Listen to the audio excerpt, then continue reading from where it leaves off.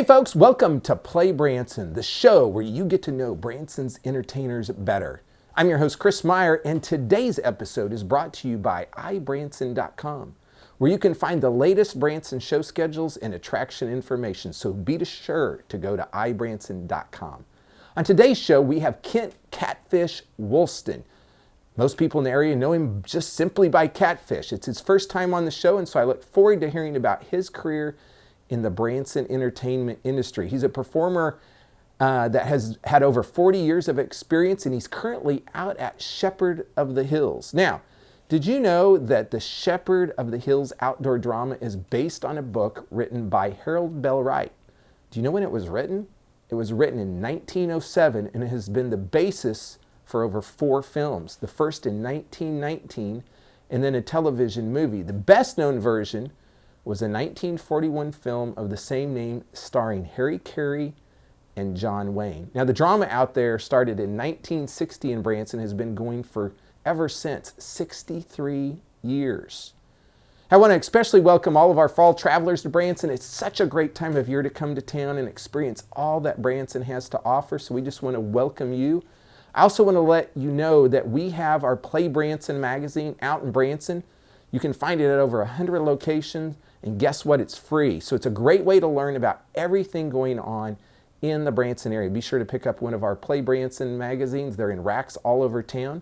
We'll be right back with Catfish Woolston here on PlayBranson.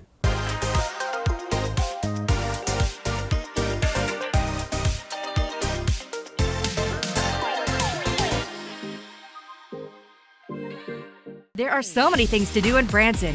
You need help planning and booking all your fun. You need iBranson.com. You can find everything Branson has to offer from your computer, tablet, or cell phone. You can even buy tickets online or talk to one of their friendly Branson travel specialists. There's no sales pitches, no delivery fees, no service fees, and no waiting. It's fast and easy. Find your fun at iBranson.com. Do it all online or call 877-ENTERTAIN. That's 877-368-3782.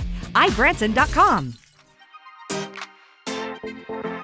Hey folks, welcome to PlayBranson, and on today's show, I have Catfish Woolston. So welcome to the show. Well, thanks for having me, Chris. So it's your first time on the show. Yes, sir. But you've been a long-term Branson entertainer here. Yes. And one of the things, and folks, he's out at Shepherd of the Hills, and we're going to talk about the shows he's in. But what we like to do is get your history of, like, how did you get into this business? Because you've been in it for a long time. A long time. And it really kind of starts with my mother. Yeah. I had a mother that was kind of like a dance mom, and she got me a part in high school in the play Oklahoma. I played Will Parker and didn't even audition. Okay. My mom was an English teacher, and so she went to that, and she pushed me to be a musician. So she made me start playing cello as a young boy, and I wanted to play guitar like the Beatles, but she didn't want the long-haired music. But I learned a whole bunch of music. Then, of course, I went to college, and it's like I was telling you there a little earlier. After I graduated high school, a couple years later, I went out to Hollywood, and I even got to work with John Carpenter. Mm-hmm. I came back here, and I went to school at SMS. When I got out, I didn't have a job. So I was unloading trucks, and my mother said, "That's kind of stupid, So she had me start substitute teaching. I thought, that's what I want to do. That'd be fun. So I started going back to college at the Ozarks to pick up the teaching certificate, and one of my buddies came, "I got an entertainment job for you." That was 41 years ago. Now, let me ask this question, though, because when you were growing up and you were in the musical, were you also learning musical instruments at that point? Oh, yes. Well, see, I started on cello. I was actually living in Kansas City at the time because as a little boy we were up there. And I played in the Kansas City Youth Symphony. I was second chair cellist. Okay. But there was only 2 cello players. Yeah. Because I didn't want to play cello. You know? But did you pick up other instruments after that? I picked up a piano when we went to Harrison because they didn't have an orchestra. Mom made me play piano, and then she finally brought home a garage sale guitar. In high school, I learned saxophone and flute. So by the time I was going to college, I already had 5 musical instruments under my belt. And today I collect instruments. I have a couple hundred from all over the world. I hosted World Fest at Silver Dollar City for a long time. So a lot of those internationals would bring instruments, and then they'd sell them to me when they got over here. So I bought a whole bunch of them. And I can play on virtually anything.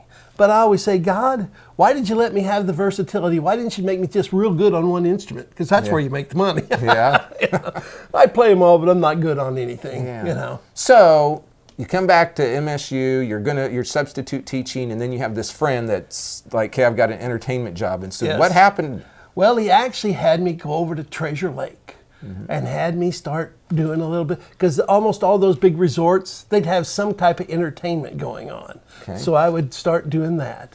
And then I think it was about 3 years later when the college down in Harrison, North Arkansas Community College, they called me and said, hey, we've set up an appointment for you with Silver Dollar City. What? So I went up to Silver Dollar City, and sure enough, they hired me on the spot, and then I did over 20 years there. 20 years. You know, I think it was 23, but you know. Wow. You And know. so what did you do out at Silver Dollar City? Well, because I'm very versatile, I did a lot of different things. I would change with the festivals.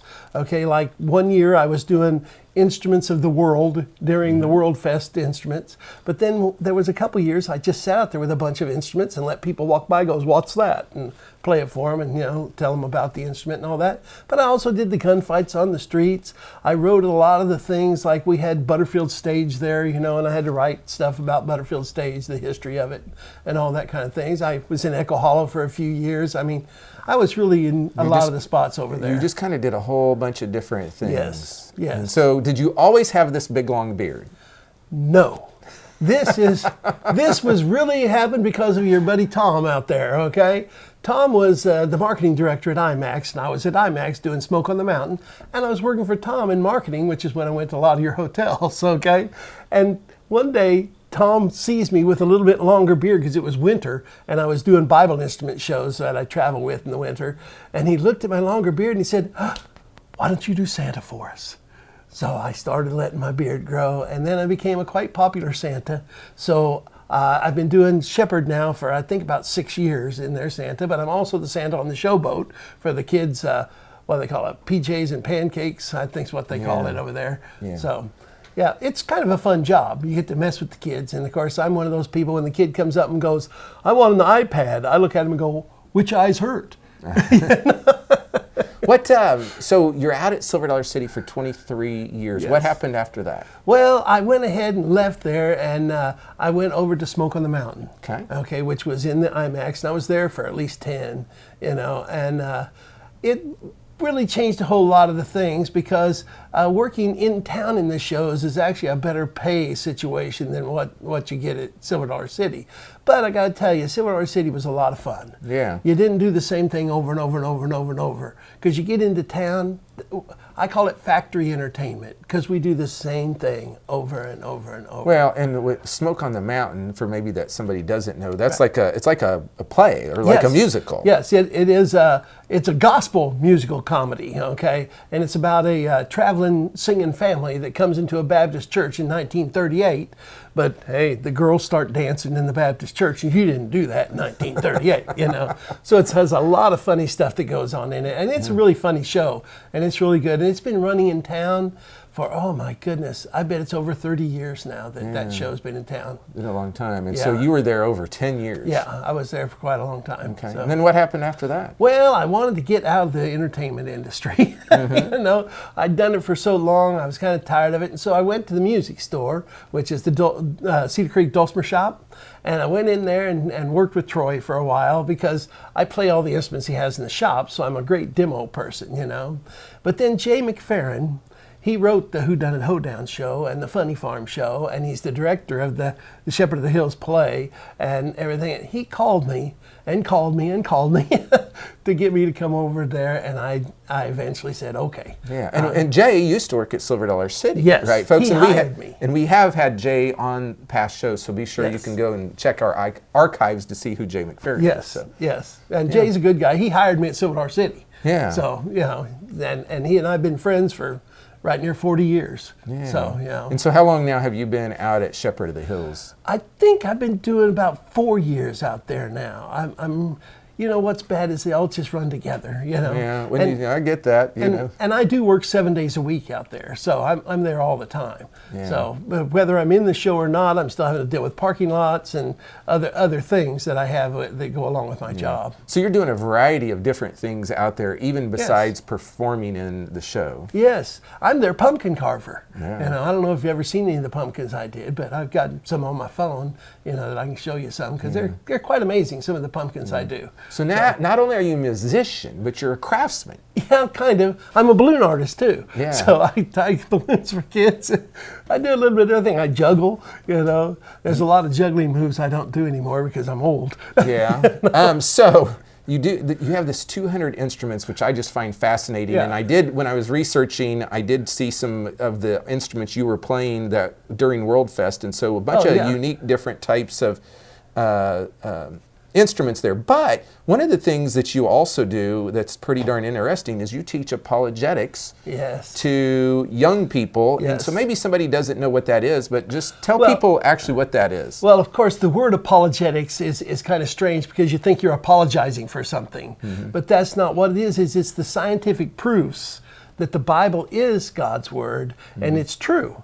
And the only thing in science that doesn't agree with the Bible is your theory science.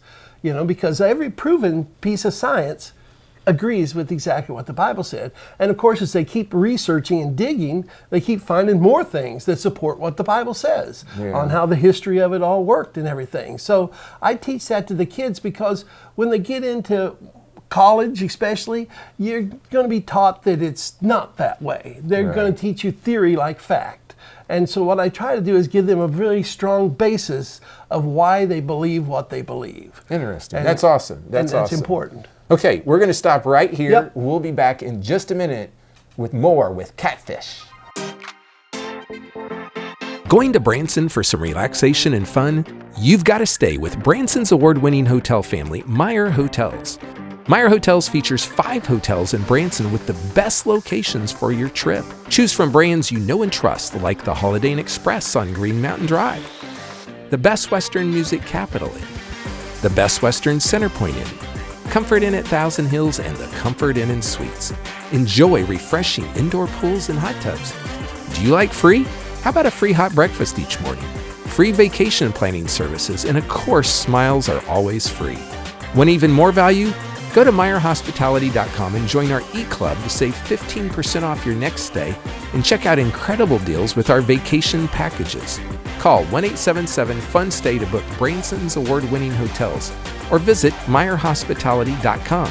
It's your safe choice for award-winning lodging in Branson. MeyerHospitality.com.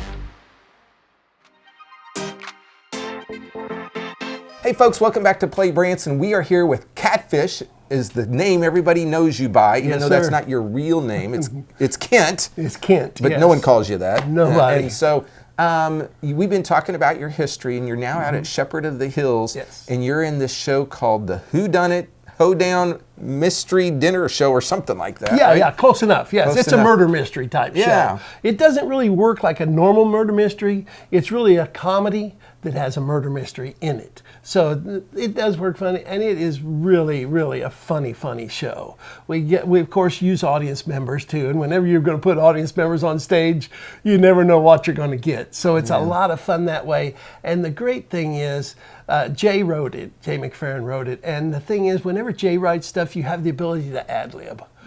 So it's the ad-libs a lot of time that make the show even more funny, because you don't know what you're going to get from the audience, so you go ahead and talk back, and it's really a lot of fun. So what role do you play in the show? I'm playing Uncle Pen, okay? So it's my wife's birthday, and I'm having a birthday surprise party for her. And so I get up there and tell the people, hey, thanks for coming to the surprise party. And then, of course, we set it up and then found out that I hired a guy that's going to play fiddle for us. But he dies on the way there. Uh-oh. And so now it's all figuring out who killed him because somebody sabotaged his wagon that made it flip over and he fell into the ravine, Okay. So we got to figure out who did that. And that's, of course, where the comedy really gets to rolling, because finding out the people, we do some funny stuff. I love it all the time.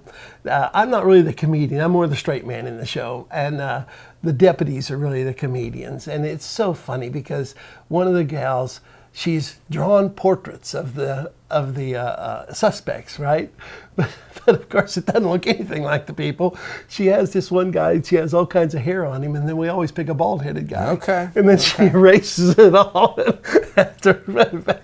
And the people are just dying of laughter in it. So it's really So when sometimes somebody would hear murder mystery in a deal, this is not a scary thing. No, not at all. It's more of a comedy. It's a comedy. It's really funny. There's nothing scary in the show at all. So it's really, really fun. You know, most people, matter of fact, I've had some of the ticket sellers here in town tell me, they told me last year, that you are the most requested ticket we get is to see the Whodunit Hoedown. And I got to tell you, May, June, July, we're sold out almost every night. That's every time awesome. we do that. Yes. That's awesome. And I think, you know, it's caught on really well. Oh, it has. It has. And so besides the show, they're getting a meal, right? Yes, they get all of the shows that we do in the Playhouse have a dinner with them, okay? Or some type, you know, maybe it's a breakfast show so you're not getting a dinner, but, you know, they all have food involved with them, yes. Do you know what kind of food that is? Well, the crazy thing is we have so many different shows in there, and I'm involved with all of them, but the menus are different. Okay. And so for me to remember exactly what show, it's like, and it's they don't feed us. So, Yeah. So it's going to be good irregardless. It's good, yes. And so in this cast, how many people are in your cast? Well, what's great is one of the things that really makes it work, there's only 5 cast members in the Whodunit Hoedown. Because, you know, anytime you have a show, the more cast members is the more cost. And, of course, the company doesn't make as much money. Right. But on this one, with only 5 cast members doing the whole show, it does really good for it. Yeah. You know, when you look at Shepherd of the Hills, you realize they can have up to 70 people in That's a lot of people. That's a lot of people. And so let's talk about Shepherd of the Hills, because I know there's just a few more dates this season for someone to catch this, and it's really one of the longest outdoor dramas in the United States. Started in 1960. Yes, this is the 63rd year they've been doing it in that amphitheater down there. And actually, the whole thing's been done a lot more, because when the people that originally had it sold it to the drivers, okay, and they sold it to a gal named Lizzie McDaniel in 26. And she decided that she needed to do some little plays. So she took little minuets from the thing, right, just little scenes, and started doing it right around the property. Then they started doing one down in Hollister. See, I didn't even know that. Yeah, of the history, yes. And then they got a hold of the Trimbles, owned it by that time, and said, hey, why don't we do it out here on this property? And that's when they built the amphitheater down there, and then they brought the show out there in 1960. Wow. Now, folks, that might be some history you don't know about, because I've been here for over 30 years, and I didn't even know that. So it's been actually going longer. Yes. But just the current location is 63 years. 63 years. That's awesome. I'm also in charge of the historic tours out there. There you go. There you go. And a lot John of history. Fullerton, do you know John? I do. Yeah, John is loaded with history in our area, okay? And he would give you lots of history on anything. Because what I think is his great-grandfather, maybe I might be wrong, but was one of the characters in the book. Yeah. You know? So, let's talk about some of the other shows. So you also have $1 Million Quartet out there. oh, yeah. And I'll tell you what, people come out of that saying that's the best show in Branson. And, of course, the thing is, I do notice they're more my age. Yeah. Because of course that's the music I was raised on too. Well, so and that's Elvis, and it's Johnny Cash, and Carl Perkins, and Jerry Lee Lewis, and the night when they were all in the studio together. Yes. And so, folks, if you haven't been to Branson in a couple years, that show was here in Branson way back in the day over at the Welk Resort, but now it's come back after a little hiatus out to the Shepherd of the Hills Playhouse. And then you guys also have coming up a couple different Christmas shows. You've got a Shepherd's Christmas Carol. Yes, I love that show. It's hilarious. It uses the characters from the Shepherd of the Hills play.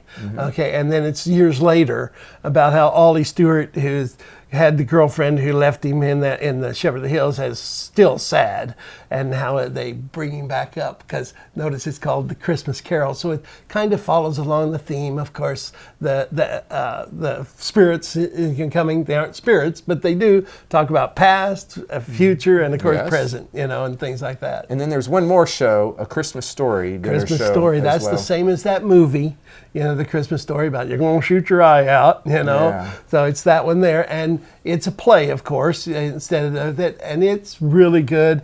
The kids amaze me in how well they do, because we do have to have quite a few kids in the show. Okay. You know, because it's about young people. So folks, here's the deal. There is a lot of stuff going on out at Shepherd of the Hills. We have all these different productions in the Playhouse, but they can also go out and ride a mountain coaster. They can do zip lines.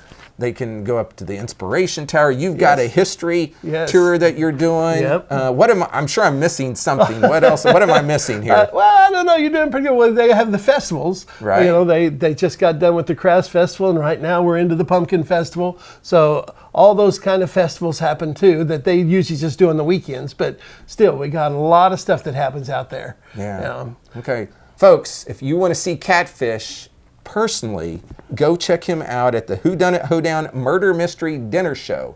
And that happens most evenings on Tuesday, Thursday, and Saturdays at 7:30, 5 p.m.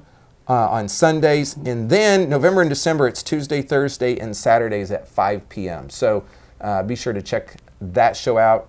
Getting great reviews on it, and so congratulations on that show. Thank you. Well, I'm proud to be part of it. Yep. Yeah. Good to have you on the show, folks. We'll be back in just a moment to wrap the show up. There are so many things to do in Branson. You need help planning and booking all your fun. You need iBranson.com. You can find everything Branson has to offer from your computer, tablet, or cell phone. You can even buy tickets online or talk to one of their friendly Branson travel specialists. There's no sales pitches, no delivery fees, no service fees, and no waiting. It's fast and easy. Find your fun at iBranson.com. Do it all online or call 877-ENTERTAIN. That's 877-368-3782. iBranson.com. Hey folks, welcome back to PlayBranson. We're wrapping up the show. Thanks for sticking around and watching. Our guest this week was Catfish Woolston, and you can find him out at Shepherd of the Hills. And you only have a few more times to actually catch the outdoor drama out there if you want to check that out this year. It's at 8 p.m. Tuesday, Thursdays, and Saturdays through October 21st this year. Now they have lots of other great shows out at Shepherd of the Hills in their Playhouse. We obviously talked about them on our show today, but let's go through them once more. The $1 Million Quartet, it's at 7:30 p.m. on Monday, Wednesday, and Fridays, and 4:30 Sundays also in November and December, besides those other times. Now we have the Whodunit Hoedown Murder Mystery Dinner Show, and it is on Tuesday, Thursdays, and Saturdays at 7:30, Sundays at 5, and then November and December, it's Tuesday, Thursday, and Saturdays at 5 p.m. Now, also they have out there, and I've mentioned this in the past, Jim Stafford for a limited engagement, Monday, Wednesday, and Friday at 5 p.m. from October 9th to October 20th. And then coming up, we have a Shepherd's Christmas Carol, Monday, Wednesday, and Friday, 5 p.m. with a Tuesday and a Thursday mixed in there sometimes. And then November and December through the 25th. Now, a Christmas Story Dinner Show goes Tuesday, Thursday, and Saturday at 7:30, Sunday at 12, and that goes November through December 26th as well. And then, last but not least, is Goldwing Morning Express from October 3rd to November 22nd on select dates at 10 a.m. Lots of entertainment going on out at Shepherd of the Hills. Now, next week's artist is Delina Ditto. I'm excited to have her back on the show, and be sure to watch that coming up episode. Now, if you're sitting out there and you're in some other state and you're like, how do I plan my Branson vacation? Be sure to visit iBranson.com, or you can call those folks at 1-877-ENTERTAIN. You can find the latest show schedules, attractions, and lodging options on iBranson.com. Did you know we launch a new episode every week, and it airs each night at 8 p.m. on the Vacation Channel here in Branson? That's Channel 6 if you've got Optimum Cable, or 36-1 if you watch by antenna. You can find other past episodes on the Vacation Channel throughout the day. So if you've missed one, they're all throughout the day on the Vacation Channel. You can also find us on our social media channels, Facebook.com/PlayBranson, or our YouTube channel. Be sure to subscribe to our YouTube channel where you won't miss anything at PlayBranson. And so, folks, you're watching PlayBranson. Thanks for doing that.